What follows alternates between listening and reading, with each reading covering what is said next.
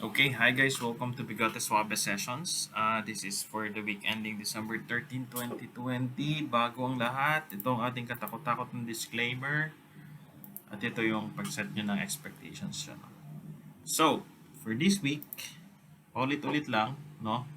Discuss natin yung strategy natin na passive at saka active.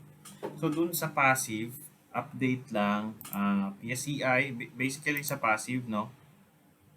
Ang style dyan is um, meron tayong equity fund na ite-trade. Ito si BPI Invest Equity, Philippine Equity Index Fund.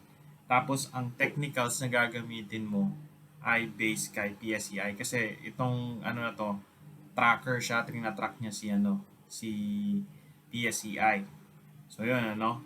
Ang technical analysis mo kay PSEI, ang bibilin mong um, security, kasi hindi mo naman nate-trade si PSEI, yung fund o UITF fund na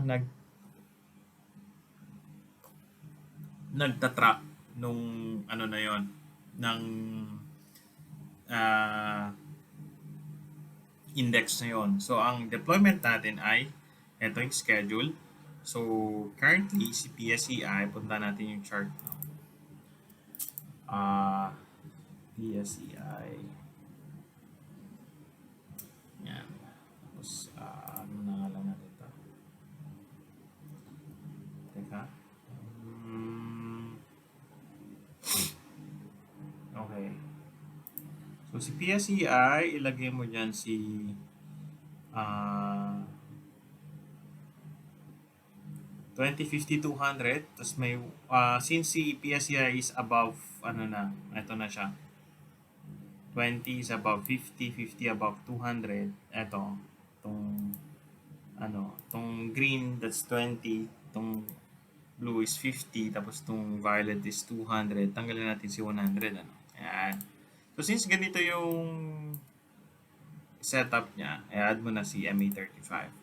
So, last week, no, sabi natin, kapag ka si MA5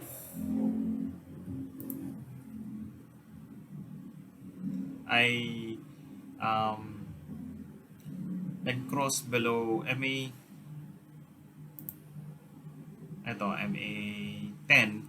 which is here, benta ka ng 40% dito. So, 40% nung ano mo kay BPI equity fund, nabenta mo dito. Ngayon, pagka nag-cross up naman, bibili ka na ng 40%. So, dito, dapat buyback ka ng 40%. Ngayon, kung hindi ka nakabili dito sa baba, ang binibili mo pa lang dito ay yung 40%. Hindi ka pa 100% na deployed. Kumbaga, itong dalawang to, itong crossover ng MA5 saka MA35, MA20 saka MA5 saka MA20, hindi yan deployed kasi hindi ka nakabili dito sa baba nung time na si MA50 ni PSEI is below MA200. So, ganun talaga, no? Kung ngayon ka palang nakikinig sa atin at ngayon ka palang nagde-deploy, ang madedeploy mo pa lang is yung 40% dito. Ngayon, next week, kung mag-cross yan, below ibebenta mo yon, no? Ang ina-expect natin is sana man lang, no, yung sa mga wala pang nakabili, no, is mag-cross lahat yan below MA 35 para may way ulit na makabili ulit tayo ng, halimbawa, yan, di ba? Ang ideal scenario going forward natin is MA10, mag-cross itong ganyan. So dito, sell everything ka na yung mga nakabili dito sa baba. Ngayon, may ano ulit yan, na ganoon, no? Kumbaga, mag-retrace lang. So, para makaka-deploy ka ulit ng 40% dito sa MA35, tapos another 40% dito sa MA20, tapos another 20%, I mean, 20% pala sa MA25, MA35, tapos 40% dito sa MA20, tapos yung lahat na MA10, no? 40%. So, ganun ang case. Ngayon, kung medyo malas-malasin si si PSCI, no? Ang mangyari is ah tawag doon, mag-cross sa MA20 below MA50, kumbaga reset ang galawan, no? Anyway, kapag mangyari man 'yon, meron ka namang signal dito na mapapa-sell everything kapag na-cross mo itong MA35 eh. Tapos yung free fall niya dito below MA50, ito na gagamitin natin na schedule. So, kapag ka bumaba si MA 20 below MA50, ang deployment schedule mo na ito. So, MA5 at saka MA10 na. So, ito is bababa yan ng MA10. Tapos 20. And then 35. Itong 35. So, yung MA5 mo, no? Ganun naman. So, kapag ka na-break niya sa MA10, 10%, 40, 40, tapos 10. So, ganun ulit, i-average up mo pa rin siya pagka nangyari yan. So, yun lang, ganun lang, paikot-ikot lang yan, no? Sa, sa PSCI. Ngayon, meron pang isang product kung gusto mo. Meron siyang yung US fund, US equity fund, na nagtatrack ng S&P 500. So, same concept, kung anong trend na ngayon ni PSCI, ni SPX. Basically, si SPX para siyang itong triangle na to. Si MA20 niya is above 50, 50 above 200. So currently, wala kang mabibili. Ang hinihintay mo kung nakabili ka niyan, naghihintay kang magbenta. Pero same concept dito, di ba? So, bumaba siya ng MA35. So, first ito, that's 40%, yung pag-cross ng MA5 above MA20. Tapos yung pag-cross niya ng 35, that's 20%. Tapos yung eventual pag-cross niya above MA20, that's 40%. So ganun ka dapat na dito, no? Na fully deployed kasi 40, 40, 10, tama 100. So yun ang ina-expect natin, yun ang ang hinihintay ulit natin kay PSCI. May another another cycle ulit, So, yun, more or less, mga 5% to 10, okay na yun. No, kung hindi ka naman actively trading. So, that's for our passive, no, na update. Ngayon, dito sa active, basically, ikot tayo dito sa sa mga simpleng strategies natin ng may pang uptrend, downtrend, sideways na tawag doon, nasa na nga ba yan? To. So meron tayong blue skies, retrace, resets at saka reversals ng setups.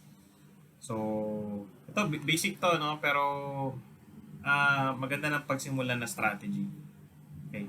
So, meron tayong tatlong trend, uptrend, downtrend, sideways. Hindi tayo nanguhula kung, hindi siya based sa judgment mo kung uptrend na ba or downtrend. Based siya sa parameters ng moving averages para objective yung information, no, na data. Anyway. Okay. So, for saan ba tayo? For active trading, no, meron tayong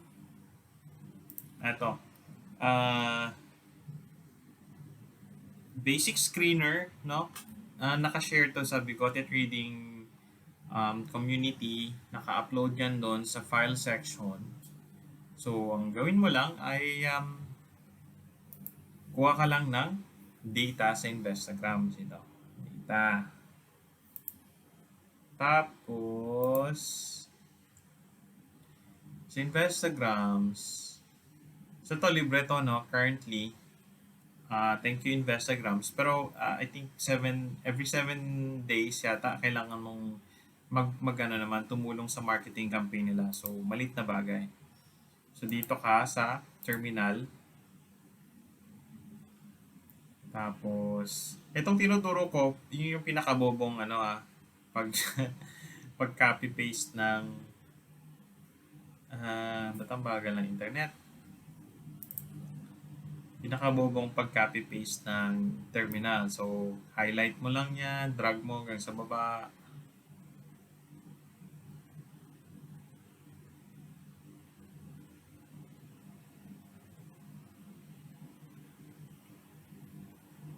Ayan, hanggang sa ZHI.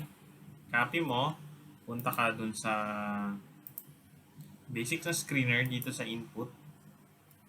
Dito sa to go, paste mo ganyan.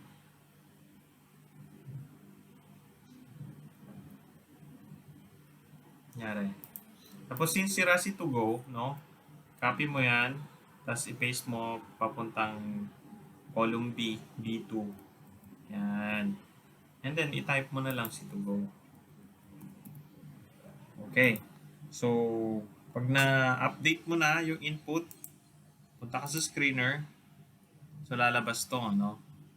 So, actually, ang first na screen natin ito is yung volume filter. So, lahat ng may, based dun sa framework natin na may liquidity, ito na yan.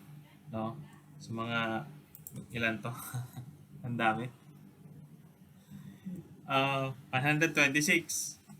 The stocks, isa-isahin mo yan. O kaya, kung gusto mo, kung alam mo na yung base play natin, so merong dito, no? May momentum parabolic bases at saka oversold bounce. So, depending yun sa value ng RSI. Pero may isang strategy, no? Na, you trade with the market. For example, eto, si PSEI, ang trend niya is uptrend blue sky. So, we trade with the market, we just select yung mga nasa uptrend blue sky muna, no? So, yan, na-limit na yung from 129, I think, how many is this?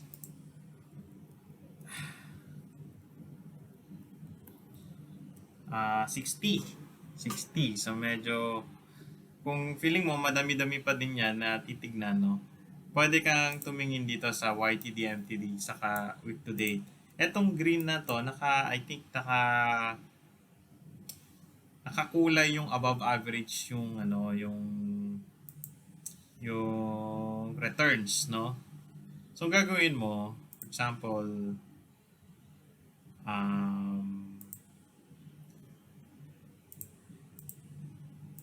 gulo-gulo yan, i-sort mo lang to, kunin mo yung sort mo, yung lahat ng above average ang return sa week to date, above average ang month to date. Kumbaga yung may impulse, no? Okay. So, yung part na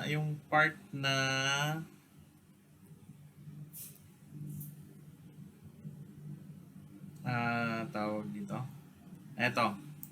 So, ito, ibig sabihin, itong stock na to, no?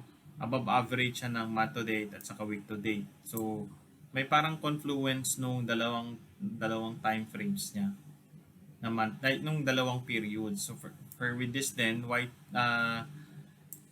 above average siya ng year to date saka month to date. So, ganun. So, pwede mong kunin is hanggang dito. Itong mga stock na to. No? Kasi ito yung may confluence yung dalawang niya na above average siya. Ibig sabihin, medyo relatively malakas siya compared to the others. Same as with this one. No. Okay, you can do that or so ang pwede nating tignan ngayon is hanggang ito. Itong mga names na at least dun sa may dalawa silang above average na returns, no? Sa various o kaya tumingin ka dito sa may scatter plot. So ang dyan is outlier principle. Kung sino yung outlier, yun ang pwede mong tignan isa-isa. So for example, dito sa monthly by yearly, Merrimart, ACE-N, ito mga to. yung naglalay outside, no? Kasi masyado lang merong ano si AR. Masyado lang outlier si AR, pero pwede mong tanggalin si AR. Ay, hindi pala, huwag na. Ganyan, pag dinilit mo yan, gusto ko lang pakita, no? Na anong itsura nung pag wala si AR. Yan. So, pag wala si AR, kitang-kita mo yung ibang nasa outlier. Yan. So, yun yung titignan mo kung anong setup meron. Anong pwedeng i-trade. No? Ngayon, pagka ibinalik mo si AR, yan na. Ito ulit, yung nagkukumpulan siya. Okay? So, isa-isayin natin. Ito. Ang mga kukunin natin ay ito. Ilan yan? So, from 60, 20 na lang. So, medyo may time ka nang tumingin. Okay. Ang una ay si AR.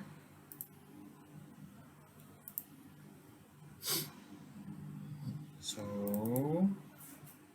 ang basic natin ano ay tanggalin natin yan. 35, 20, yeah. So, unahin natin si AR.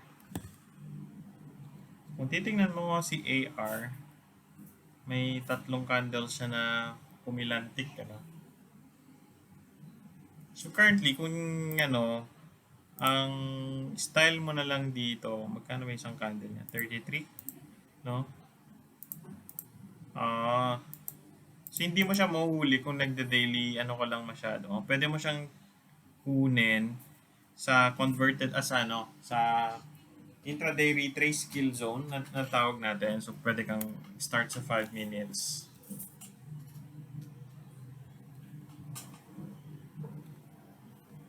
Masyado pang ano, 5, 3. 3 minutes. Yung mga retrace.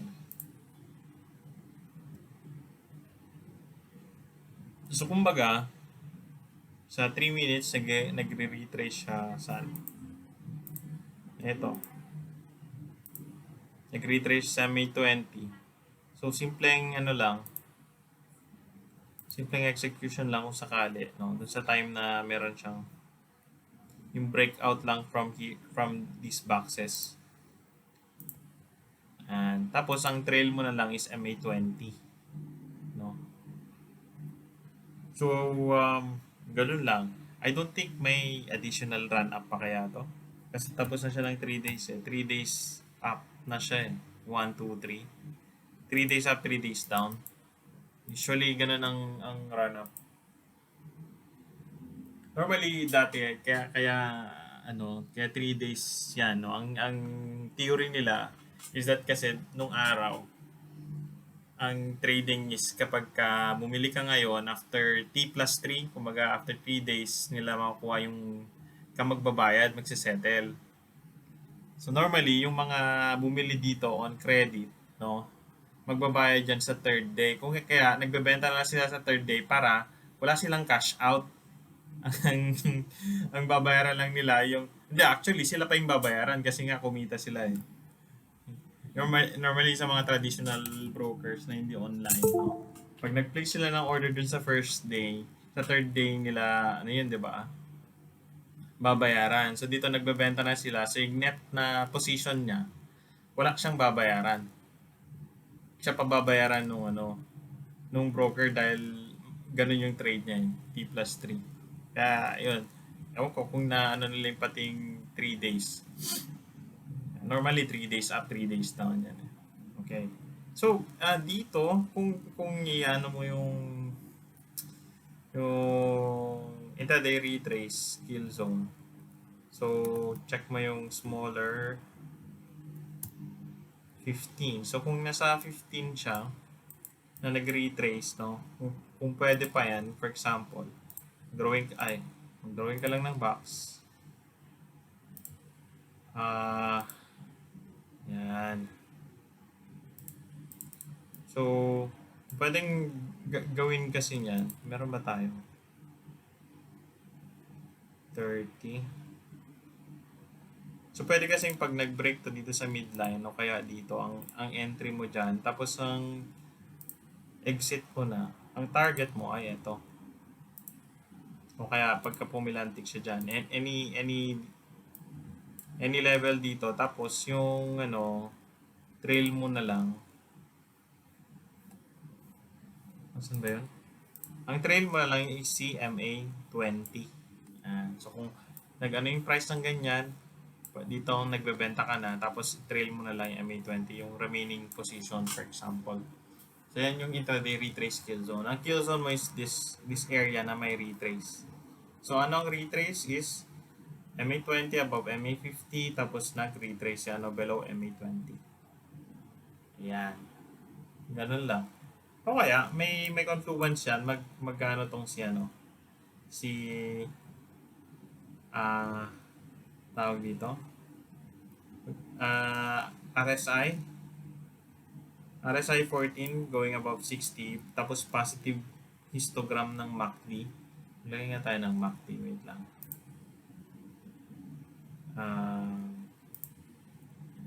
MACD. Yan, so ang pwedeng confluence niyan, ang trigger mo dito is yung positive 60, tapos mag-cross itong si MACD. So yan, pwedeng trigger mo yan. Pero dito, basically, kung price action na lang tignan mo yung break na midline o kaya breakout nitong box. Bilis-bilisan natin Okay, APL. Same din siya ng AR, pinitik lang din yan. So kung titingnan mo, 3 days up ulit, pwede ka bang medyo mababa, 5%, 14, 13.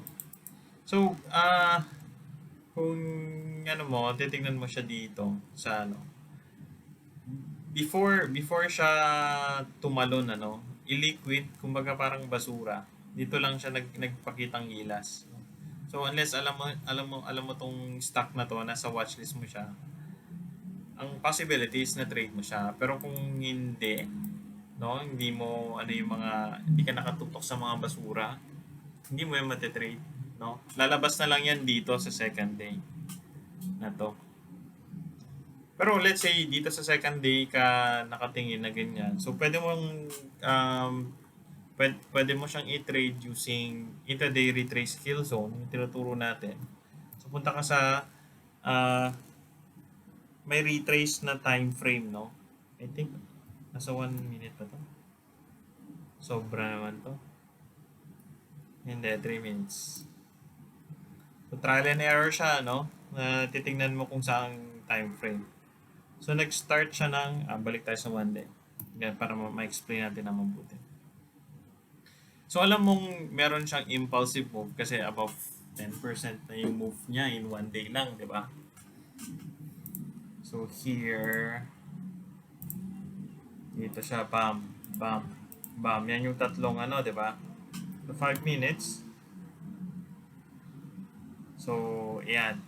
Ang is nag-retrace siya dito, di ba? So, ang sabi natin kanina, ang pwede mong trigger ay yung si RSI going above 60 dito. Tapos positive MACD histogram or kaya nag-cross na si MACD. Yan. Ito, pwede kang bumili dyan. Tapos ang exit mo ay kapag nag-close siya below 20. Ito. Ngayon, ganun ulit. Pagka nag-retrace siya,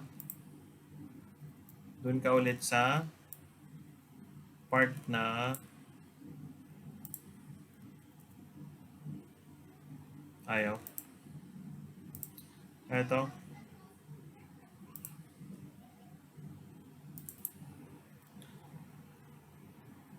Okay, Fero.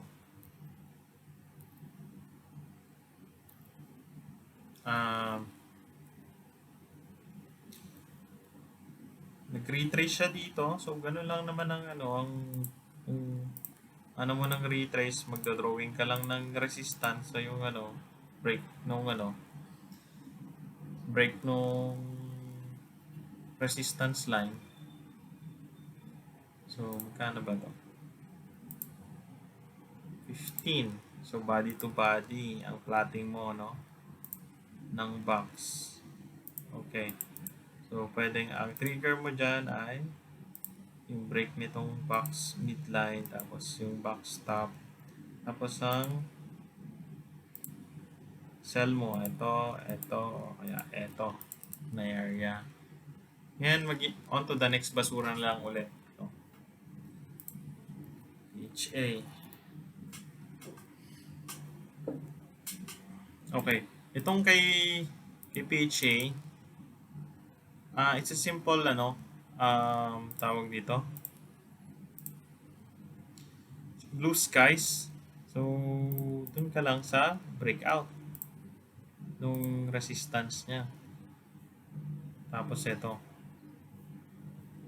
Ang gagawin mo na lang dyan ay magte-trail ka na lang, no? Ite-trail mo na lang yung M10. Pero, kung nakita mo to, pwede mo tong i-convert actually into a retrace, no?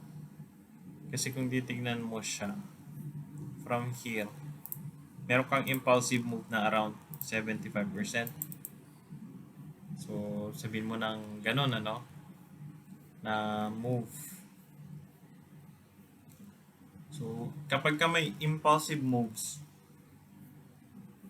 pwede kang gumamit ng intraday retrace kill zone method. So, sa intraday retrace kill zone, ang gagawin lang natin ay tumingin ka ng time frame kung saan may retrace. Kasi nag-retrace siya pero hindi siya below ME20. So, let's say nasa 1 hour siguro to. Okay, nag-retrace siya sa 1 hour here. So, ang gagawin natin, yung sabi natin na ang trigger mo ay ito, RSI going above 60, tapos yung pag-cross ng MACD or yung MACD histogram na going positive. Ayun talaga, pareho. Nagja-jive siya dun sa daily na breakout. No? Ngayon, kahit price action lang,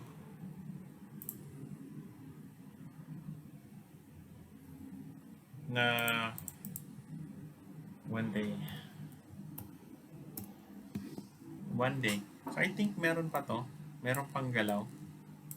Teka, check natin. Ikaw ba magkano?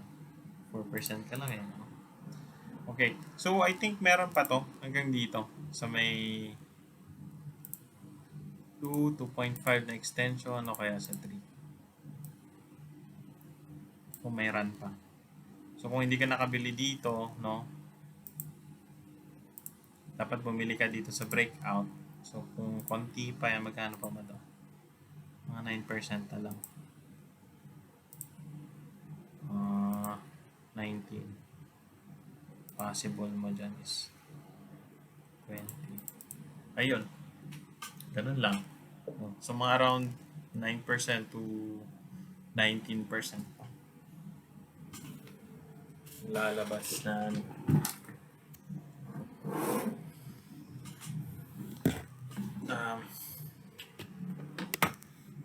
next natin.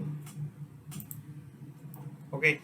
Dito naman, pwedeng hindi mo ibenta lahat. Ang gawin mo pag napunta ka dyan, i-trail mo na lang tong MA10. Pero mag-take profit ka sa levels na yan.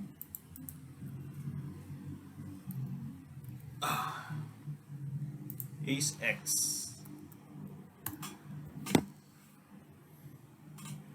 So, wait lang. Okay, dito kay Ace X. 1, 2, 3. Third day, tapos red down na candle. So, usually, ganun, same concept, no? Since this is impulsive, hindi masyadong impulsive pala kasi nga. Tigna 9%, no?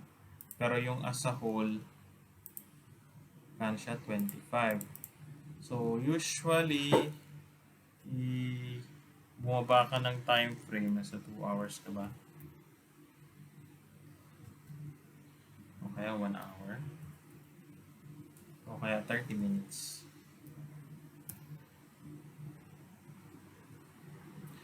Teka, nasa 30 minutes, 1 day. Muna tayo. So, dito meron na siyang, nag-start siya ng impulsive move dito, no? Tapos nag-retrace, tapos may impulsive move siya dito. Itong lahat na to. Tapos may correction siyang konti dito, no? So, ang pwede mong gawin, tapos nag-start siya ng impulsive move dito. So, here, 30 minutes, kung napansin mo na siya nun, dito sa part na to, since nag-retrace siya sa MA20, ganun ulit, no? Ang pwede mong trigger dyan is RSI going above 60, tapos cross knee. Ayan, itong ano na to. Tapos, tawag doon. Sell ka lang din dito.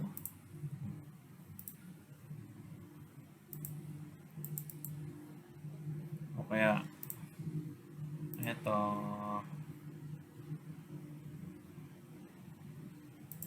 yung target talaga niya, no, yung retrace na to is this one. Itong area na to. So, pwedeng dito, tapos nag-konti, and then may additional buyback ka dyan. Dito sa taas. Ayan. Pag-breakout nung box top. O kaya, since may retrace ka ulit dito, pwede mong i-tick yan sa retrace setup ulit. So, pag ganun ulit, ito, about 60, tapos positive, or MACD cross, area na to, tapos, yung break ng MA20.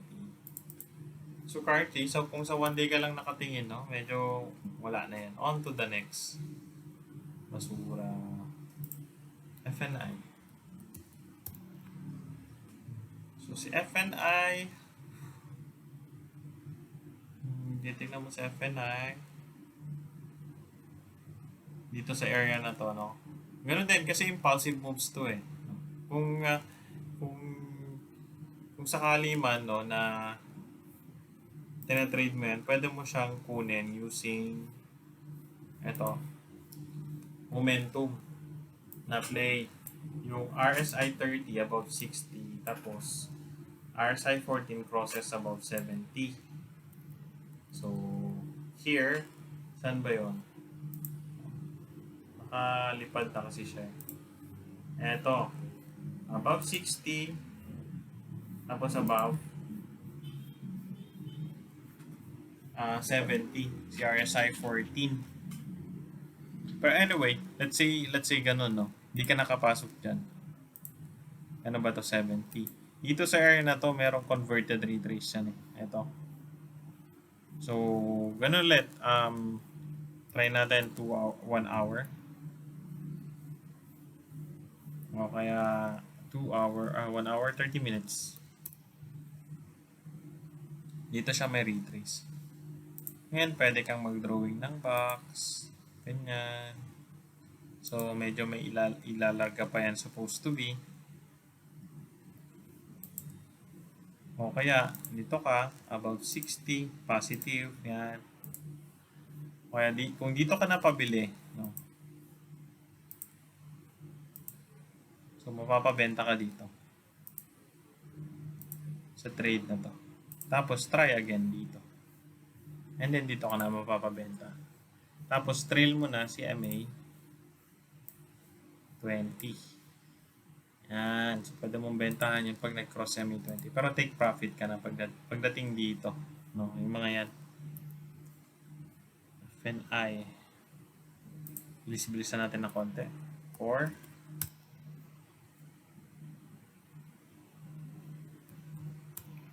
one day.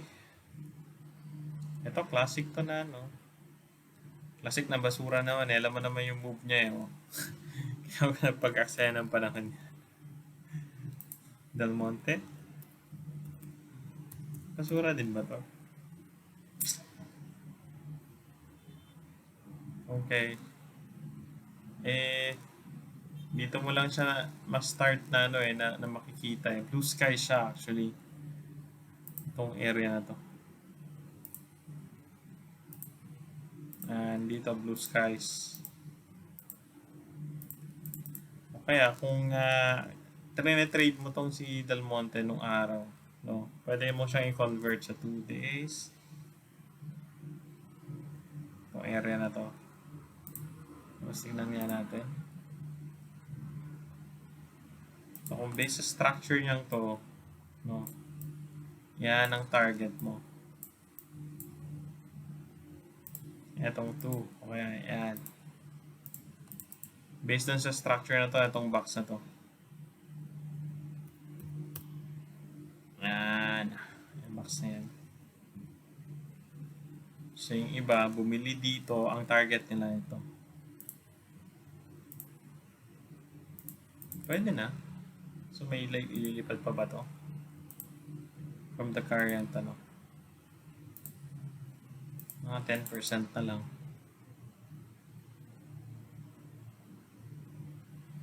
So, tawag ito. Diba sa 2 days yun, supposed to be. Same concept pa rin, no? Meron kang retrace. Tapos ito is cross na siya. Tapos ito, 60. So, dito ka napabili. And then, hintayin mong ma-stop out ka ng MA20. O kaya itong ano na to. Nakita nyo yung kino-convert lang natin siya into retrace. Okay. Nickel. NIKL. So, yan mo si Nickel, ano na din siya. Naka 2 days pala ako. Yan. Same concept lang din si Nickel. Ito, retrace yan. Ito, this one. So, yung retrace na yan, pwede mong ano, is ito, above 60, tapos positive MACD histogram. Dito ka nakabili, it coincides with the breakout nung box top. No? Tapos ang gagawin mo, ititrail mo na lang si MA20, which is hindi pa nabe-break hanggang ngayon. Pero kung currently, ngayon mo palang balak pumasok, medyo malayo ka na, no? Kasi nandito na siya. So, pwede kasing itong, ano to, magkano ba ito? 7? Wait, same concept ulit, ano? Itong area na to.